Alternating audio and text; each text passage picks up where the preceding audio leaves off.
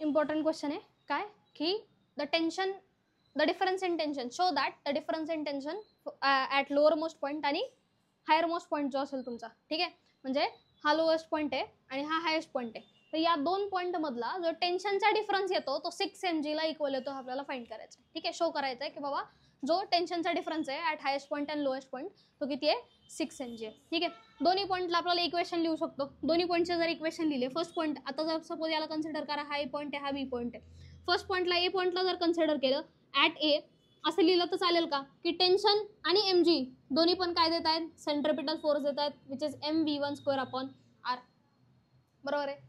T1 जो आहे T1 plus mg हे काय देत आहेत mv1² प्लस आर.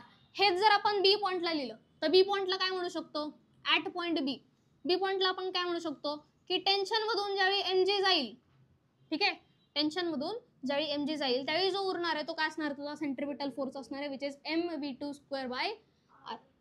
हे समजलंय mv2² बाय आर. तुम्हाला काय फाइंड करायचं आहे T2 मायनस T1, ठीक आहे. इथं T1 ची व्हॅल्यू फाइंड करा. T1 इज इक्वल टू काय मिळेल मग mv1² बाय आर आणि मायनस mg.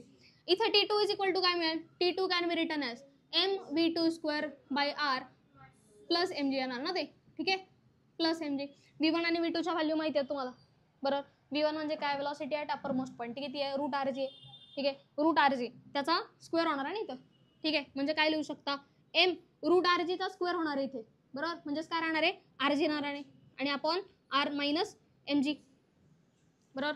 आर आर गेला, एम जी मायनस काय राहिला एम जी. सध्या तरी आता m g minus m g राहतं माहिती आहे मला ते काय येणार आहे 0 येणार आहे, ठीक आहे. इथं T2 इज इक्वल टू काय लिहू शकता एम, इथं काय येणार आहे V2 ला काय असते √5 आर जी ना, बरोबर, आणि 5 आर जीचा तो बरोबर आर आर गेला काय राहिला तो 5 mg plus mg which is equal to काय मिळाला 6 mg. याची व्हॅल्यू काय मिळाली 0. मग T2 मायनस T1 म्हणजे याच्यावरून T2 आला 6 mg, T1 काय आला 0, म्हणजे काय लिहू शकता T2 मायनस T1 टेन्शनचा डिफरन्स किती आला मग 6 mg. T2 मायनस T1 किती आला 6 mg फ्रॉम इक्वेशन 1